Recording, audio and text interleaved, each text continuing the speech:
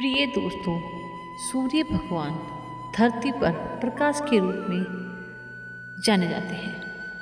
तो दोस्तों, सूर्य भगवान को रविवार का दिन समर्पित है। तो दोस्तों, आज हम आपको श्री सूर्य देव की चमत्कारी मंत्र, उनके अचूक उपाय और सूर्य उपासना के ऐसे रहस्य बताएंगे जिन्हें नियमित करने से घर में एक बहुत अच्छी ऊर्जा, आत्मविश्वास, स्वास्थ्य, सफलता, मान और सम्मान, करियर में उन्नति के मार्ग सभी खुलते चले जाएंगे। जी हाँ दोस्तों, अगर आप चाहते हैं कि सूर्य देव की कृपा आपके जीवन पर बनी रहे तो इस वीडियो को अंत तक जरूर सुनें।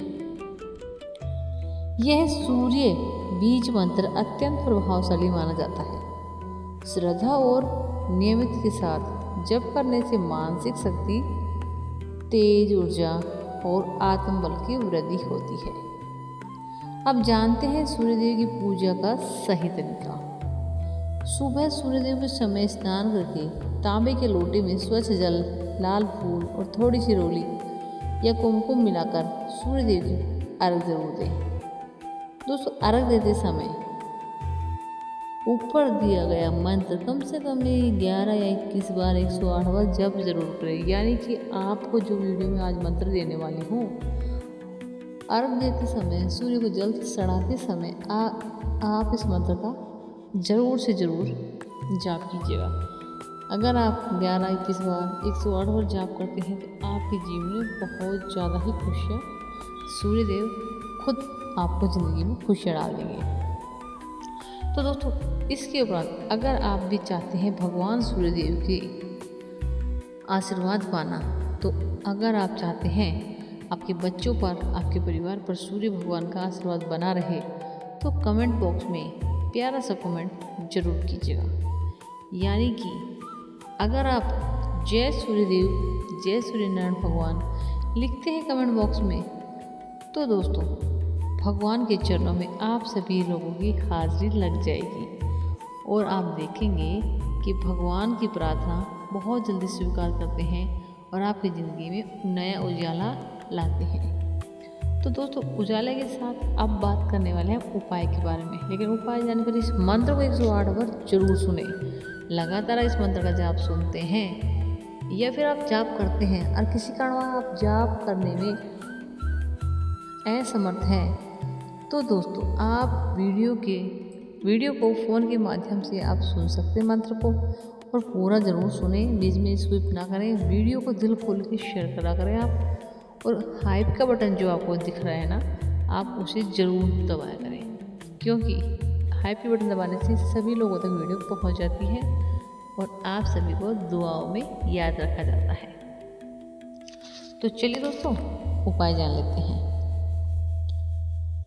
पहला उपाय, रविवार के दिन गुड़ और गेहूं का दान करें। इसे सूर्यदेव की कृपा प्राप्त करने को शुभ उपाय माना जाता है। दूसरे उपाय की बात करते हैं। रोज सुबह सूर्य को जल अर्पित करते समय अपनी मनोकामना मन ही मन कहें और एक अच्छे भाव से जरूर कहें। बात करते हैं तीसरे उपाय की। रोज सुबह सूर्य को जल अर्पित करने समय अपनी मनोकामना जरूर बोलें और आदित्य हृदय स्रोत या सूर्य गायत्री मंत्र का पाठ करें। इससे मन को स्थिरता और आत्मविश्वास जरूर मिलता है। बात करते हैं चौथा उपाय की।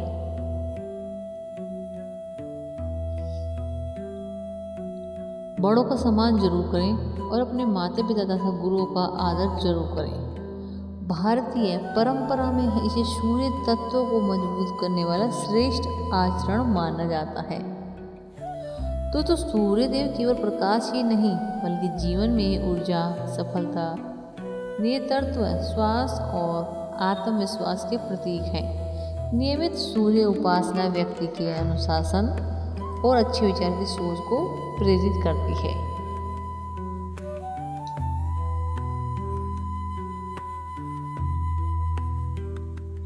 यदि आप प्रतिदिन श्रद्धा से सूर्य मंत्र का जाप करेंगे, समय पर उठेंगे, सूर्य को अर्घ्य देंगे और अच्छे कर्म करेंगे तो आपका जीवन अधिक ऊर्जावान और भी बन जाएगा। आप एक बार फिर से श्रद्धापूर्वक भगवान जी का नाम स्मरण कीजिएगा और आप देखिएगा दोस्तों, मंत्र आपको इस वीडियो में मिलने वाला है और आप इस मंत्र को पूरा सुने, बिल्कुल भी स्किप ना करें। यदि आपको ये वीडियो पसंद आई तो इस वीडियो को अपने परिवार और मित्रों के साथ ज़रूर भेजें ताकि अधिक से अधिक लोगों सूर्य देव की उपासना का महत्व जान सकें। तो दोस्तों, वीडियो को बिल्कुल तो आपको शेयर करना है, हाइप बटन दबाना है और भर भर के जो जितने ज़्यादा कमेंट करेगा मैं उसी के सभी के कमेंट पढ़ने वाली हूँ बहुत ही प्यार से। तो दोस्तों, अपने अपने राय कमेंट बॉक्स में ज़रूर दें। तो चलिए दोस्तों, मंत्र शुरू करते हैं। मंत्र हमारा इस प्रकार है। ओम आदित्याय विद्महे दिवाकराय धीमहि तन्नो सूर्ये प्रचोदयात्।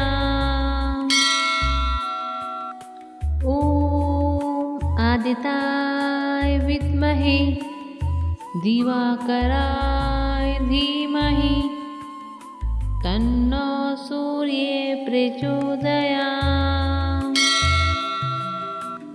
ओम आदित्याय विद्महे दिवाकराय धीमहि तन्नो सूर्ये प्रचोदयात्।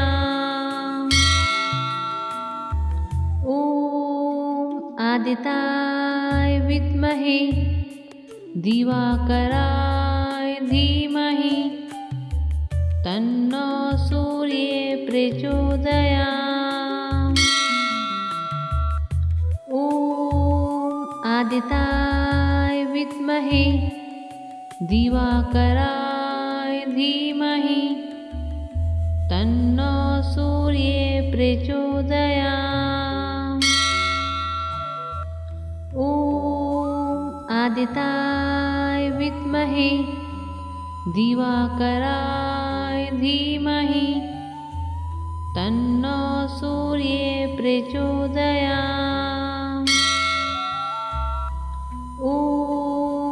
आदित्याय विद्महे दिवाकराय धीमहि तन्नो सूर्ये प्रचोदयात्।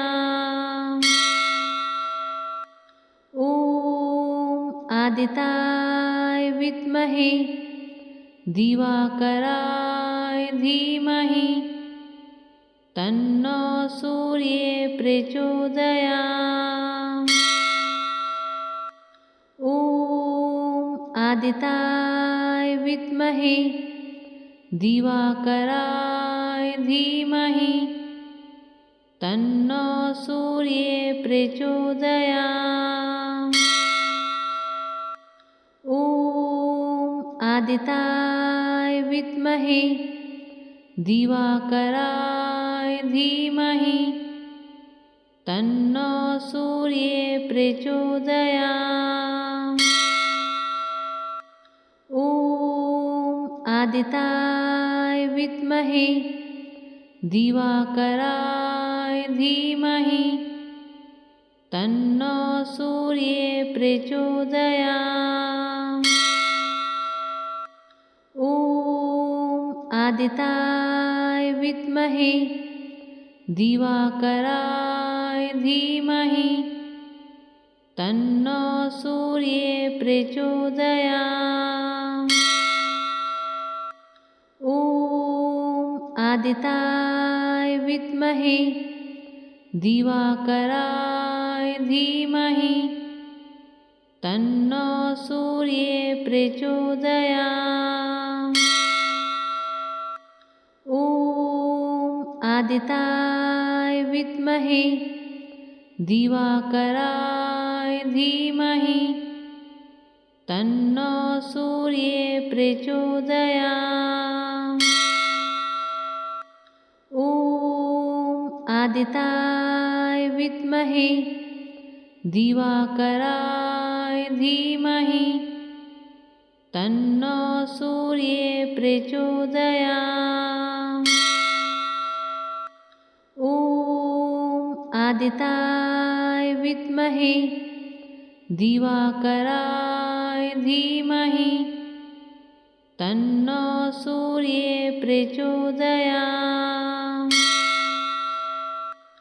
ॐ आदित्याय विद्महे दिवाकराय धीमहि तन्नो सूर्ये प्रचोदयात्। ॐ आदित्याय विद्महे दिवाकराय धीमहि तन्नो सूर्ये प्रचोदयात्। ॐ आदित्याय विद्महे दिवाकराय धीमहि तन्नो सूर्ये प्रचोदयात्। ॐ आदित्याय विद्महे दिवाकराय धीमहि तन्नो सूर्ये प्रचोदयात्।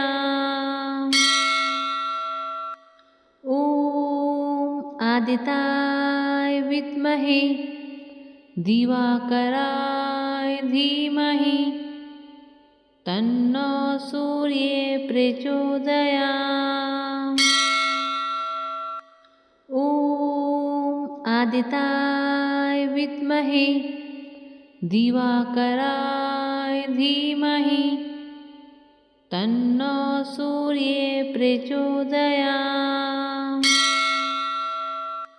ॐ आदित्याय विद्महे दिवाकराय धीमहि तन्नो सूर्ये प्रचोदयात्। ॐ आदित्याय विद्महे दिवाकराय धीमहि तन्नो सूर्ये प्रचोदयात्। ॐ आदित्याय विद्महे दिवाकराय धीमहि तन्नो सूर्ये प्रचोदयात्। ॐ आदित्याय विद्महे दिवाकराय धीमहि तन्नो सूर्ये प्रचोदयात्। ॐ आदित्याय विद्महे दिवाकराय धीमहि तन्नो सूर्ये प्रचोदयात्। ॐ आदित्याय विद्महे दिवाकराय धीमहि तन्नो सूर्ये प्रचोदयात्। ॐ आदित्याय विद्महे दिवाकराय धीमहि तन्नो सूर्ये प्रचोदयात्। ॐ आदित्याय विद्महे दिवाकराय धीमहि तन्नो सूर्ये प्रचोदयात्। ॐ आदित्याय विद्महे दिवाकराय धीमहि तन्नो सूर्ये प्रचोदयात्। ॐ आदित्याय विद्महे दिवाकराय धीमहि तन्नो सूर्ये प्रचोदयात्। ॐ आदित्याय विद्महे दिवाकराय धीमहि तन्नो सूर्ये प्रचोदयात्। ॐ आदिताय विद्महे दिवाकराय धीमहि तन्नो सूर्ये प्रचोदयात्। ॐ आदिताय विद्महे दिवाकराय धीमहि तन्नो सूर्ये प्रचोदयात्। ॐ आदिताय विद्महे दिवाकराय धीमहि तन्नो सूर्ये प्रचोदयात्। ॐ आदिताय विद्महे दिवाकराय धीमहि तन्नो सूर्ये प्रचोदयात्। ॐ आदिताय विद्महे दिवाकराय धीमहि तन्नो सूर्ये प्रचोदयात्। ॐ आदिताय विद्महे दिवाकराय धीमहि तन्नो सूर्ये प्रचोदयात्। ॐ आदिताय विद्महे दिवाकराय धीमहि तन्नो सूर्ये प्रचोदयात्। ॐ आदिताय विद्महे दिवाकराय धीमहि तन्नो सूर्ये प्रचोदयात्। ॐ आदिताय विद्महे दिवाकराय धीमहि तन्नो सूर्ये प्रचोदयात्।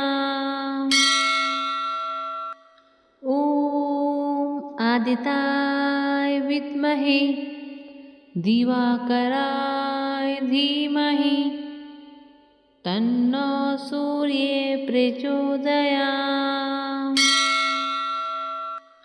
ॐ आदिताय विद्महे दिवाकराय धीमहि तन्नो सूर्ये प्रचोदयात्।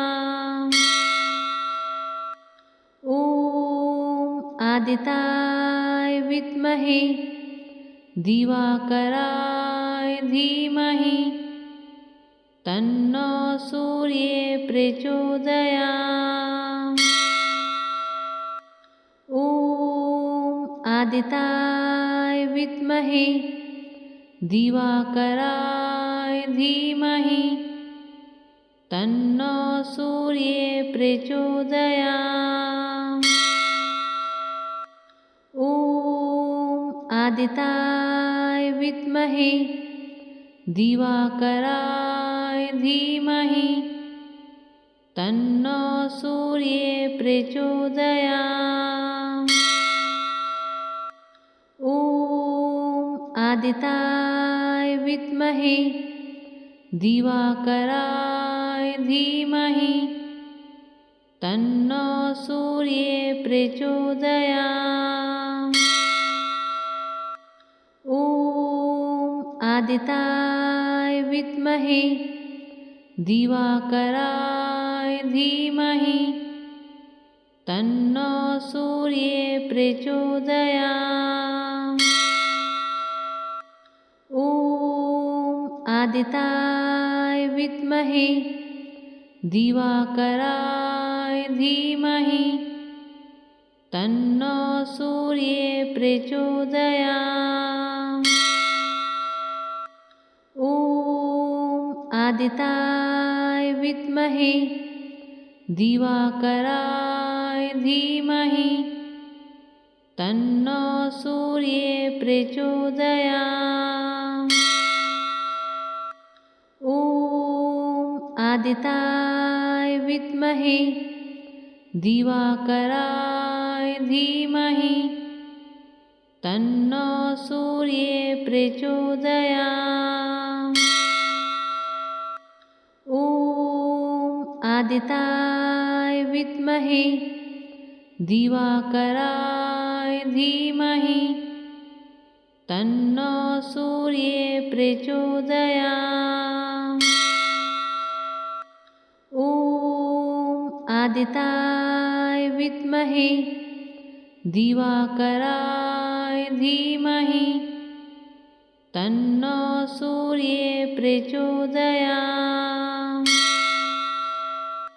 ॐ आदित्याय विद्महे दिवाकराय धीमहि तन्नो सूर्ये प्रचोदयात्। ॐ आदित्याय विद्महे दिवाकराय धीमहि तन्नो सूर्ये प्रचोदयात्। ॐ आदित्याय विद्महे दिवाकराय धीमहि तन्नो सूर्ये प्रचोदयात्। ॐ आदित्याय विद्महे दिवाकराय धीमहि तन्नो सूर्ये प्रचोदयात्। ॐ आदित्याय विद्महे दिवाकराय धीमहि तन्नो सूर्ये प्रचोदयात्। ॐ आदित्याय विद्महे दिवाकराय धीमहि तन्नो सूर्ये प्रचोदयात्। ॐ आदित्याय विद्महे दिवाकराय धीमहि तन्नो सूर्ये प्रचोदयात्।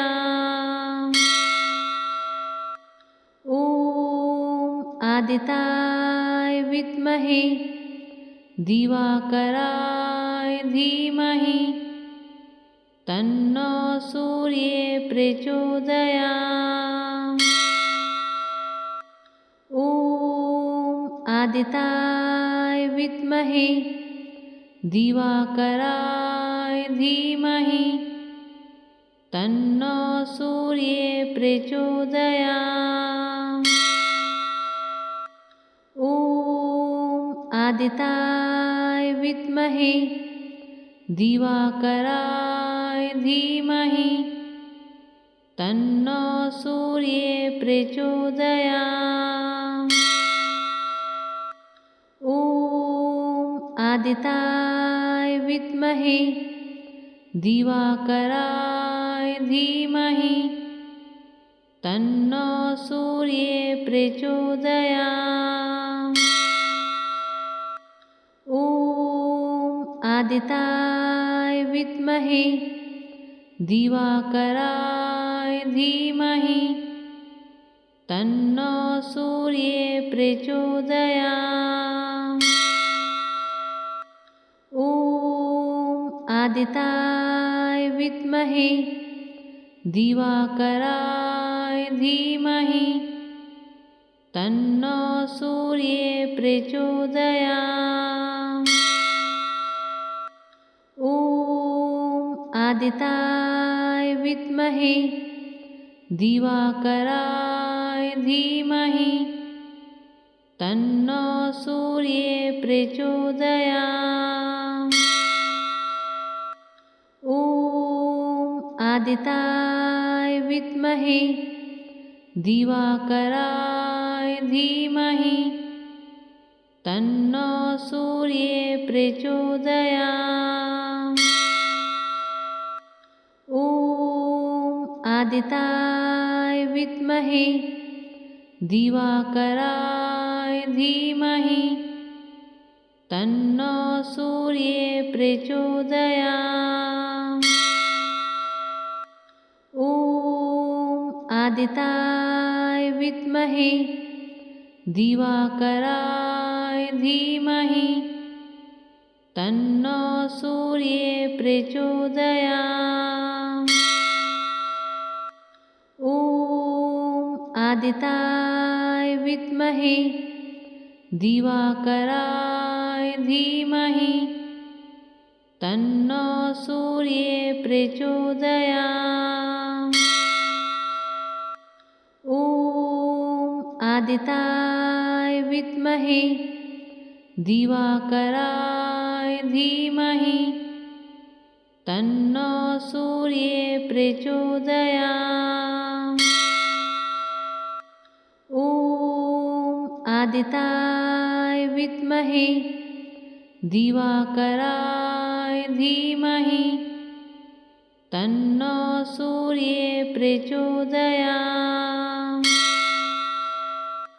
ॐ आदिताय विद्महे दिवाकराय धीमहि तन्नो सूर्ये प्रचोदयात्। ॐ आदिताय विद्महे दिवाकराय धीमहि तन्नो सूर्ये प्रचोदयात्। ॐ आदिताय विद्महे दिवाकराय धीमहि तन्नो सूर्ये प्रचोदयात्। ॐ आदिताय विद्महे दिवाकराय धीमहि तन्नो सूर्ये प्रचोदयात्। ॐ आदिताय विद्महे दिवाकराय धीमहि तन्नो सूर्ये प्रचोदयात्। ॐ आदिताय विद्महे दिवाकराय धीमहि तन्नो सूर्ये प्रचोदयात्। ॐ आदिताय विद्महे दिवाकराय धीमहि तन्नो सूर्ये प्रचोदयात्। ॐ आदिताय विद्महे दिवाकराय धीमहि तन्नो सूर्ये प्रचोदयात्। ॐ आदिताय विद्महे दिवाकराय धीमहि तन्नो सूर्ये प्रचोदयात्। ॐ आदिताय विद्महे दिवाकराय धीमहि तन्नो सूर्ये प्रचोदयात्। ॐ आदिताय विद्महे दिवाकराय धीमहि तन्नो सूर्ये प्रचोदयात्। ॐ आदिताय विद्महे दिवाकराय धीमहि तन्नो सूर्ये प्रचोदयात्। ॐ आदिताय विद्महे दिवाकराय धीमहि तन्नो सूर्ये प्रचोदयात्। ॐ आदिताय विद्महे दिवाकराय धीमहि तन्नो सूर्ये प्रचोदयात्। ॐ आदिताय विद्महे दिवाकराय धीमहि तन्नो सूर्ये प्रचोदयात्। ॐ आदित्याय विद्महे दिवाकराय धीमहि तन्नो सूर्ये प्रचोदयात्। ॐ आदित्याय विद्महे दिवाकराय धीमहि तन्नो सूर्ये प्रचोदयात्। ॐ आदित्याय विद्महे दिवाकराय धीमहि तन्नो सूर्ये प्रचोदयात्। ॐ आदित्याय विद्महे दिवाकराय धीमहि तन्नो सूर्ये प्रचोदयात्। ॐ आदित्याय विद्महे दिवाकराय धीमहि तन्नो सूर्ये प्रचोदयात्। ॐ आदित्याय विद्महे दिवाकराय धीमहि तन्नो सूर्ये प्रचोदयात्। ॐ आदित्याय विद्महे दिवाकराय धीमहि तन्नो सूर्ये प्रचोदयात्। ॐ आदित्याय विद्महे दिवाकराय धीमहि तन्नो सूर्ये प्रचोदयात्। ॐ आदित्याय विद्महे दिवाकराय धीमहि तन्नो सूर्ये प्रचोदयात्। ॐ आदित्याय विद्महे दिवाकराय धीमहि तन्नो सूर्ये प्रचोदयात्। ॐ आदित्याय विद्महे दिवाकराय धीमहि तन्नो सूर्ये प्रचोदयात्।